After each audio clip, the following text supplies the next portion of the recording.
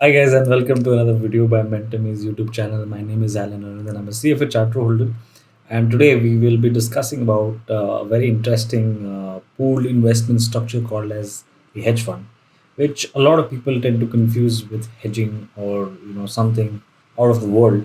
But today we will discuss in the broader perspective of where hedge funds actually get used in the portfolio management process, because unless you understand its application, unless you understand the kind of strategies that they use, you really not understand where hedge funds stand in the entire investment universe. So let's start with first understanding at the portfolio level what are we talking about, right? So in a regular portfolio of an investor, we're talking about equity, bonds, cash, right? Now, generally speaking, equity, bond, and cash would be called as the traditional investment asset class. Right? That means this is where uh, usually it is linked to the market's direction, the economy's direction. So if the business is going well, if inflation is under control, if there's free flow of liquidity, then you expect the equity stocks to increase, right? At the same level, you also expect that as the interest rates come down, the bond prices go up, right? However, there has to be another asset class which probably is not linked to the general market direction, which is what we call it as alternative investments. And hedge funds is one part of that alternative investment asset class, which means real estate is also alternative investment, gold is also alternative investments, and so are hedge funds, right? The reason is because of its correlation with equity bonds. That means even if any asset class which probably has a lower correlation with the traditional asset classes would be called as an alternative investment, right? So, if you look at the fund management perspective in terms of a mutual fund, a traditional mutual fund versus a non-traditional alternative asset class, what would be the difference, right? So, of course, generally speaking, mutual funds are created from the perspective of reducing the risk so that it appeals to most of the investors in general, right? Because you can invest as low as 1,000, right? However, the non-traditional alternative investments are majorly catered for diversification objective. These are heavily regulated on the mutual fund side, right? Whereas there exists lower regulation and there's more freedom to do with whatever you want to do to generate higher returns, right? Because as we will see in the future slides, that the objective of a traditional method in terms of return is very different from a non-traditional alternative asset class, right? So out here you can see that traditional methods are catered towards reaching to mass public. That means reaching millions and millions of people who can invest in mutual funds. Whereas non-traditional assets like alternative investments have a very higher ticket size, which means minimum investment of somewhere around 1 crore, at least in Indian terms, right? So let's move into the return perspective, right? So this is what generally it will look like if somebody is considering alternative investments, right? So if let's say it's in a profitable scenario, uh, you know, Nifty 50 has generated 12% return, the mutual fund is expected to just beat the index. And in the process, if they're charging a 2% fee on a net benefit basis, which means uh, post the deduction of the fee, they should give you a better return than index. That is what the idea is. And in cases of losses, if Nifty 50, the index is going down by minus 50%, the mutual fund expected to reduce the losses and hence benefit taking the services of a mutual fund. Why else would you take services of a mutual fund unless until it can give you some better benefits than the index? Otherwise, it always makes sense to invest in a index fund, because there's no point giving the management fee, right? In a lot of US markets now, since the markets have become more and more efficient, it is more and more difficult to generate or beat the index in the longer term. A lot of investors have moved into index funds, right? Now, what are you expecting in case of a hedge fund, right? So a hedge fund, what you're saying is, okay, this is how by the way, the fee structure is calculated. So if there's a return of 50% out here, right, there's a concept of a hurdle rate, which means profit sharing does not happen unless and until you meet the minimum return requirements, which is 8% out here, right? And that can depend from hedge fund schemes to hedge fund schemes, right? Now, if the returns are greater than the hurdle rate, which means 50% is obviously greater than 8%, so that means what is the extra return that is generated? So that's about 42%. On that 42%, the hedge fund will charge a 20% profit sharing, which means they will take 8.4% of the 42%, okay, plus the 2%. So net net they make 10.4%, right? In cases where they do not, beat the hurdle rate, which means if the returns are just 8%, that means you've not beaten the hurdle rate, which means you just make 0% in terms of profit sharing, but you still charge the management fee, right?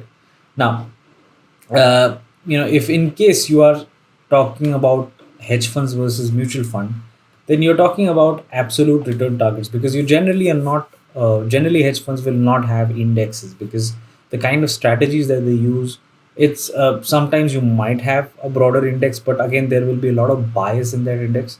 Hence, generally speaking, hedge funds tend to go by absolute return target. That means, we have a mandate of generating 20% return. That's how it goes. Mutual fund, on the other hand, does not work like that. Mutual fund works from an index perspective. So if Nifty 50, if it's a large cap index, then the idea is to beat the Nifty 50. If it's a mid cap index, then the idea is to beat the mid cap index. If it's a small cap mutual fund, then the idea is to beat the small cap index, right?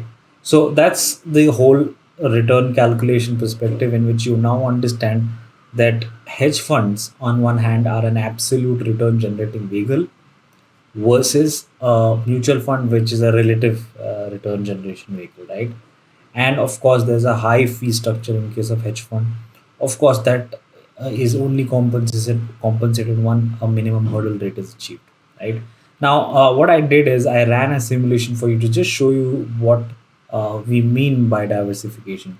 So on the top, you can see this is if we are only investing in equity with no exposure in alternative investments whatsoever, right? Now, when we do that, we obviously generate a slightly higher return of 16%, but we have a standard deviation of 24%, and we have a higher drawdown of 60%, which, if you can see out here, this drop that you see, right? It is not protected because there is no alternative diversification which is available. And hence, your portfolio drops to minus 60% at that period. You have a sharp of 0.51, and you have a mar of 0.20, which is nothing but return per risk that you're taking. Now, when you add a simple asset like gold in the asset, now you can see that the blue line, if you want, I can just zoom in a little bit here to show you better. You can see that although more or less the shape of the curve is pretty similar, but all it does is, it saves you from going minus 60. Rather, what it does is it actually just goes down by minus 47. So that's a very crude example of what alternative investments objective is at the broader portfolio level, right? Now, there can be various different strategies, and investors generally will look at hedge funds from the strategy perspective of their existing investments, right? So it's not a plain simple go and buy a hedge funds, because there are so many different strategies, right? So, for example, out here there are event driven strategies, where you're looking at an arbitrage opportunity when mergers are happening. You're looking at companies which are distressed, and these hedge funds will go and try to improve the economies of the business and then try to sell it further, right? Then you've got a lot of strategies in fixed income. You've got global macro strategies, which is actually one of the most famous strategies, right? And then you've got your market neutral strategy, which in India, by the way, is pretty famous in terms of market neutral strategy. Primarily reason because of leverage, because all of these other strategies requires a lot of leverage. When I say leverage, what I mean is, if you have invested 1 crore, how many times more can you take exposure at a fund level? At a personal level, you can take as much as you want, but at a fund level, in India, hedge funds is limited by the leverage of two, which we will see now, is actually one of the reasons why a lot of hedge funds have come in the market neutral strategy. It's also called as the long short strategy, right? In which they go long on certain specific stocks and they go short on certain specific stocks which they feel that they will go down, in return being market neutral, right? And you'll be surprised to know that the return target are also pretty not high. It's somewhere in the range of 10 to 11%. But again, absolute return generation uh, target is what they have, right?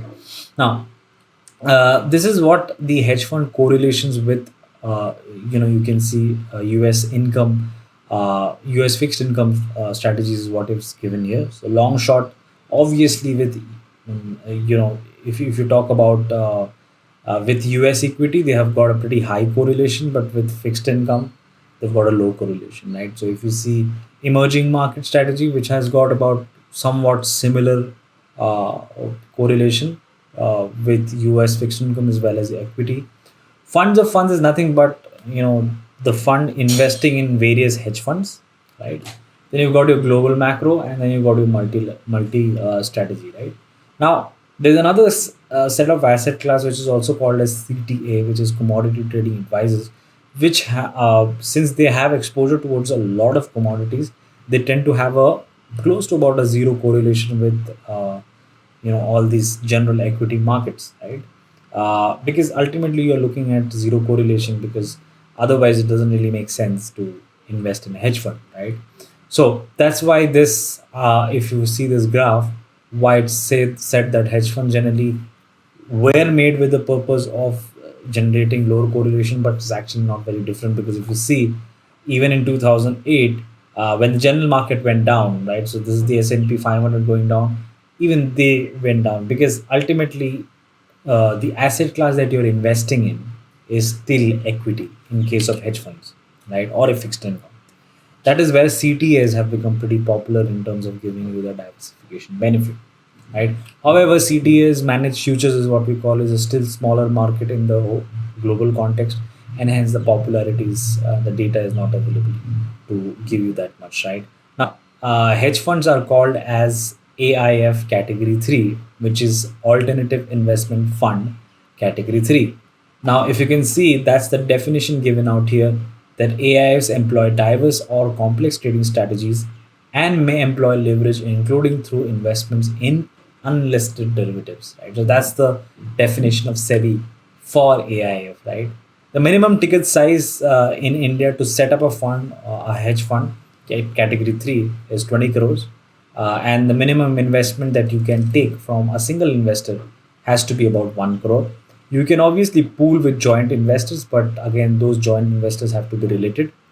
This is where the critical aspect, the reason why I feel that hedge funds are not taken, off in India, is because that the leverage is limited by two times of the NAV of the fund, which means that if they have 20 crores, they can max take 40 crores exposure, which doesn't really work for hedge fund, because unless and until they have leverage, higher leverage. So such leverage does not actually exist in the US hedge fund market, right?